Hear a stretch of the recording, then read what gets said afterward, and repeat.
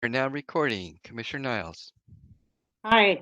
Hey, I want to welcome everybody to the Ranked Choice Voting Subcommittee, and I'm here with Commissioner Lasher, Commissioner Vandetti, and Commissioner Gasquet, and we are going to just kind of go over the final wording of our resolution and what that looks like, and just get a little caught up on things that happened since we last met. Um, So I'm going to go ahead and give a little update. So since we last met, we did send the resolution to Christine Cook and Amanda, and we got some feedback from them. Also have been sending it to the elections office, as you know, the auditor and Kathy Garber, and got some feedback from them as well. And so we've incorporated their input on this final draft that you see here that we're going to be presenting to the commission tomorrow. Um, so I made a little slides just because it might be a little easier than pulling up the resolution for people, for the public is that may be there to view it, and just kind of explain what we are proposing and what the amendment actually says, and what that language looks like. So you guys are going to, and maybe I'll just share it on present mode. On.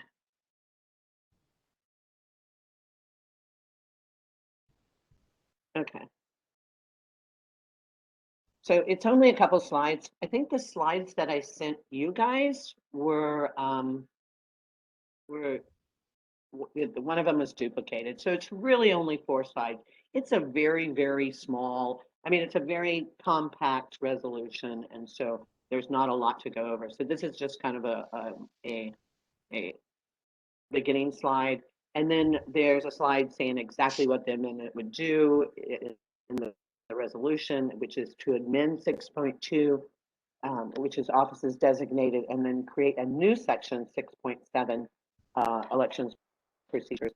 And at one point, I was trying to amend the numbering, but after advice from council, that is something that people in code will do, I guess, if that happens. So right now, we are just going to go with, not having a 6.1.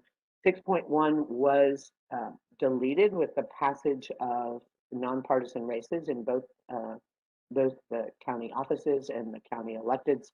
So there is no 6.1 right now. So 6.2 is there, and then we're going to create a new 6.7, and we'll let them renumber things.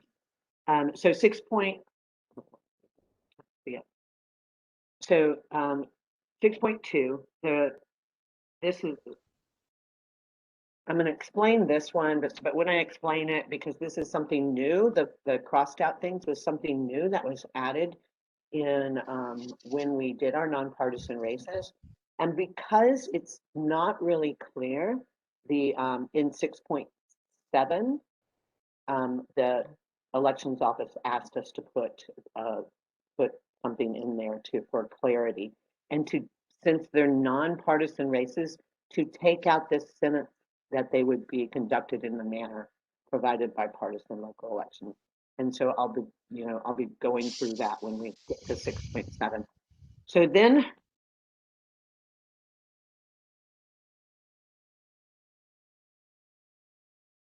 just a basic on how that happens. And I don't think I'll read all of it, but just that's there for everybody to see. And this 6.7B is giving the county canvassing board the authority to adopt rules for implementation and tabulation.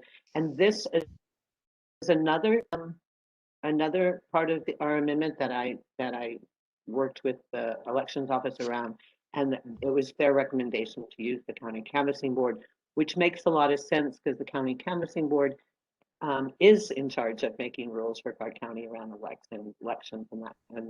that kind of stuff. They certify elections, they make rules, and they around implementations as well. So it just makes sense for them to be involved. The county canvassing board consists of the county council chair, the prosecuting attorney, and the county auditor.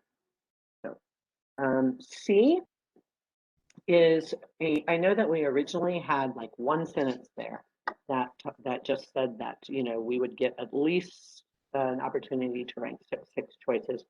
The legal counsel wanted it to be more clear.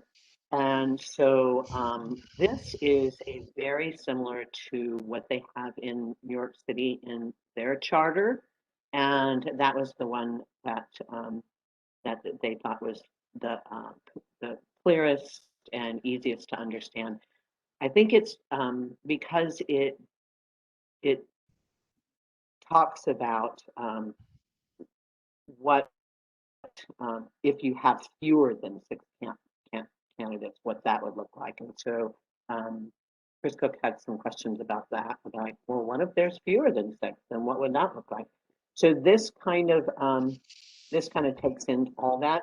It doesn't. I'm like this language. It doesn't create a maximum for us. It just creates, just says that we're permitted to rank a minimum of six. And that was the one thing that I did talk to Greg Kimsey about as well, and he understands the reasoning for that. It's best practices in the Ranked Choice Voting Resource Center, and resources for auditors and stuff. Recommend that voters don't feel like they run out of candidates before that, run out of rankings before they rank everybody that they want to. It seems to be it's pretty standard and it's recommended. So it's also the heart system that we do have. It also we put in six candidates because that's how many candidates that our current voting system can accommodate. So we already have that. And there's not a maximum. So if something were to happen and the state were to adopt something that, allows us to use more, and the heart system, its capabilities, so, to be able to rank more increase, then we would still have that option, and it wouldn't be in our charter to not have that option. That's why we left off maximum. Okay, and so this is the language that the elections office wrote, and this is around the schedule that we now have our county offices filled. And this is the current schedule that we have been using. This is not something that we wrote or they wrote or we wrote that is new. This is something that we've been using, I think, for how long, Doug? About 20 years? Um, as far as I can remember, this is the process that's been used Right. for at least 75 years, maybe 150 years. Okay. Okay. So but the thing that happened now is now we have nonpartisan races. So what I think general consensus with everybody involved is they wanted to keep our county council um, on that schedule of partisan races and not on the schedule of nonpartisan races. For, for a couple of reasons, they said, one of them is that they're higher turnout races and those kind of things. Did you have a question, Dorothy? No, okay, okay. And so they're higher turnout races. They, and so they want to kind of stay on that schedule.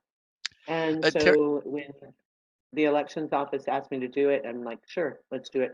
It's much clearer about our schedule, and then people won't like go, well, how come we're running our nonpartisan schedule? It'll be in the charter, and it'll be clear for voters, and it'll be clear for everyone.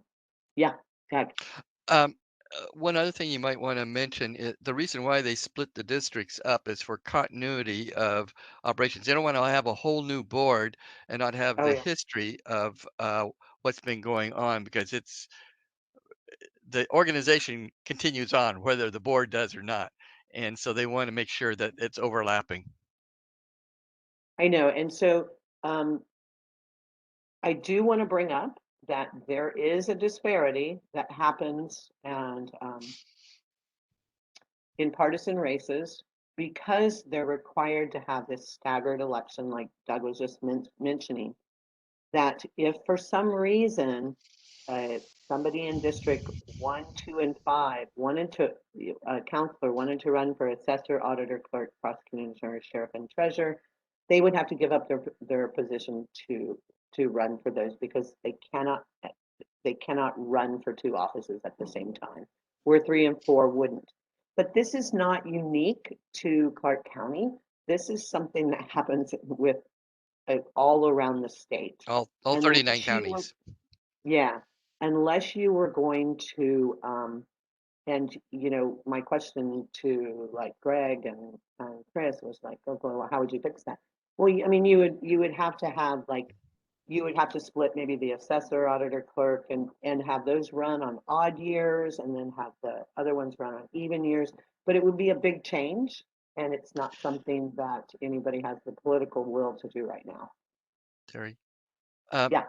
the one thing I would, um, to me, that's a political decisions, and we're about governance and about making continuity of operations. So you want to have things split up so that you have continuity of the board making good decisions and not reinventing the wheel.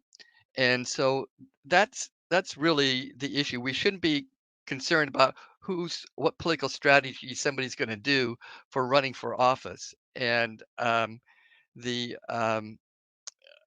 the issue, someone if they really want to run for something, they got to run for it. And um, so anyway, that's uh, I Yeah. just think we need to stay away. We're trying to say that with we tried to say that with the partisan, nonpartisan question that was in earlier this year, and I think this is a continuation of that. And I think the voters have sort of recognized that it's about governance, not about politics. So the only thing that I'm going to stress tomorrow is this is not something that, even though this is new language for the charter, this is not something that is new. This is something that we have been doing for years and years. And but there was, somebody that talked to me about it. It's like, oh, but that's not something that Yeah, this it's in statute. commission. It is in state statute. Um, so it might be a disparate treatment to 1, 2, and 5, but it is state statute that they are staggered, and it would be a huge change for them. Not what this subcommittee is tasked with doing. So that's what I'm going to say about that one. Okay, so 6.7E is just, I think that when the auditor came to our commission meeting, he talked about should there be, and in my conversations with him too, as well, if should there be a state law enacted allowing the use of ranked choice voting, that the that law would take the place of the relevant provisions of this charter, except for we are going to hold on to the fact that in Clark County we shall be allowed to rank 6 candidates for each office in the manner described in section 6.2C, which I just went over with you. And this actually, I think this language was mostly written by the auditor as well.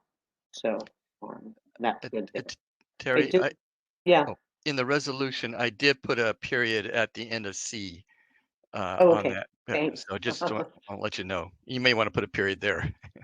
Yeah, if you guys see any spelling things or anything, just let me know. And then our implementation date. So I know that we had wanted to implement in 2024. There was a discussions with the elections office about that as well. That being a presidential election year, they felt like that uh, it would be hard it, it would be harder and difficult for them to run their first ranked voting in 2024. So we have beginning January 2026, they, all elections shall start and using ranked choice voting. Yeah. So Um, it designated section 6.1 or 6.2, or is that Article Oh, 6? good. Yeah, why don't I just put Designated Article Article 6. 6? Good I'll go back to the catch. resolution and see what I did there. I don't know if I changed that or not. So I will get that fixed. So I I'll do want to do that right tell now. you that a question came up, you guys. Thank you for catching that. So F, So be Article 6, Article there you 6. go. Okay. Yeah. So I do want to tell you that a question came up about charter review commissions being using ranked choice voting for charter review commissions. And so, the next charter review will be in 2026. And so those positions will be available. I did talk to Fair Vote about this, and I talked to a few people about it, like should charter review commissions be included in there? And Oh, at this time, my recommendation to everybody is like not to include it. That would add 5 more races. It also kind of there and Reva kind of agrees with me about this. When you have races that have very little, like it doesn't take much to get into them, then you can have races that have a large amount of people running because like, oh, it's free to put my name in there, I'll just do it. And so we could have like so that ends up sometimes with like a large fields. I think when I went to that workshop for auditors, they had a problem with that in Utah one time, and they said that they had one election that had a huge field that there was no fees and stuff, so they had a huge field of people that just ran. So this is one of those things that I think, as I hate to say, like kick the can down the road. This is it's one of those things that maybe should be taken up by the next charter review commission, after they'll have a ranked choice voting election under their belt, and they will be able to kind of look at it and say, oh, maybe we should consider having charter review commissioners being voted for in ranked choice voting. That would require, it's a whole other section. And so how charter review commissioners are elected is described in detail. So we don't really need to put anything in this section at all. You would have to go back into the article around the charter review commission and change it in that article. So I just wanted to bring that up, that question did come up. Yes, Doug. Actually, I misspoke. It's not. It should be section 6.2 in accordance with this section. So because we're in 6, you're referring Yeah, back up to 6.2, so that needs to change to 6.2. I have that in the resolution that way. you have it in 6.2. Uh, I have the last sentence in F, section 6.2 rather than 6.1 in accordance with this section. Because in accordance with this section is referring to 6.7. So you're trying to tie the two together, and which Yes. is and so it needs to say 6.2 since there is no 6.1. And there could be Yes. the code revisor could redo this and make this the 6.2, 6.1 and make this 6.6. Oh, But so that's up to them. I think it's correct in the resolution language that I sent you. It says 6.2, Oh, okay. And here you got but you 6.1. can check it. Yeah. Okay. Well, Um, I changed it. okay. So it says designated in section 6.2 Yeah. in accordance with, okay. And so then there's just a copy of some ballot language, and I might just, if you guys don't think that's necessary to have that, um, I'm just probably pull that slide out. Yeah, I don't think it's necessary at this point, unless the executive board is expecting that, because I wasn't planning to send that to everybody. That was going to be the next step that we're going to do, because we figured on December 8th, people are going to make a decision whether they're going to accept these or not. They may not, and be sending something that's unnecessary. Okay. So, so that's really it. Does anybody have any questions about like how we got here, or any questions about like, everybody okay with that language? Yeah. A- a- And Terry, if you could just review the ranked choice voting resolution I sent, just to make sure that, and I could send it to all the whole group if you want, just to take a look at it to make sure that I've dotted the i's and crossed the t's. Okay, it's up I to can do you. that. No, I'll definitely do that as soon as we get off the phone, Okay. or off the meeting. I did want to tell you guys that, just an update is the state options bill is really moving along. And so they are going to have something, and there's really a good feeling about it getting something going through.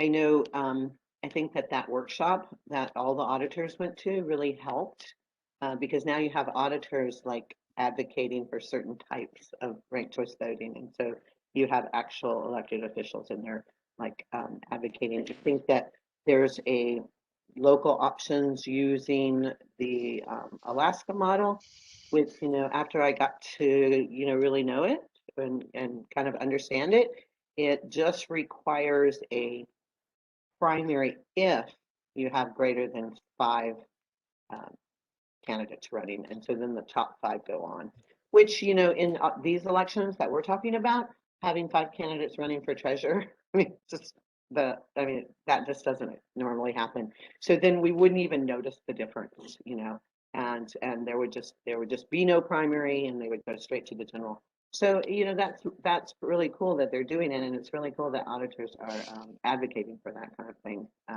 So hopefully we'll see that go through. I think that everybody should realize, though, that should we not pass ranked choice voting, then, it has to be in the charter. I mean, it has just because the state, puts a options bill available, still has to be there in the charter, for us to actually implement it here in Clark County. So, Will the option bill that's why have it? it's so important for us to do it, because then we would, because when you think about it, then it would be 2026 and then 2 years. And then if you're going to give 2 years implementation to the auditor, it would be 2028, 29 before we could implement. So that's why if we're going to do it, put it in there. We need to put it in there. So yeah, Doug? The state option bill, is that an option for the council to do that, or is that an option for the county auditor to institute that? I don't know any details about it. I Okay. think that since we're a home rule charter, I think that it would, my understanding is that it would have to be in our home rule charter. Yeah. But if it's in statutory counties, uh, it would either be the auditor or the I don't know. council waiting to fund that. Yeah. I'm not sure about that. All I know is about the home rule Okay. charters. But okay. Any questions about that? I think that we may have a few people, had people reaching out to me about coming to the meeting on the 1st and the 8th. So there should be a few people. I think that there may be some, we should have a good turnout for this. I know that, interest is really high right now, and, so thank you guys for hanging in there and doing these weekly meetings. It's been it's been really appreciated. I mean, it's great, and, I do want to let you know that, I've heard from people going, "Oh my God, people are talking about Clark County all over the state." So there you go. So if there's no questions, or anybody have any questions about what happens now, I think it's just Do- basically, we present it tomorrow, and it goes to the commissioners to think about, and, on the 8th we vote on it. I do want to let you know that Doug was going to send out something like, when the resolutions go out for commissioners, if they have any questions, to reach out to people, within the subcommittees or the subcommittee chair, to ask questions about anything, and how and why it looks the way it is, or the reasons, and because I can guarantee you after 2 months, all of us can answer any question that they have about any of this, because it's pretty straightforward and dry. But anything else? If there's nothing else, then I'm going to go ahead and go, and we're done in half an hour. That's great. So I think I'll adjourn this meeting, You want me to stop the and thank recording? you everybody for coming and listening. Yes, thanks. Okay.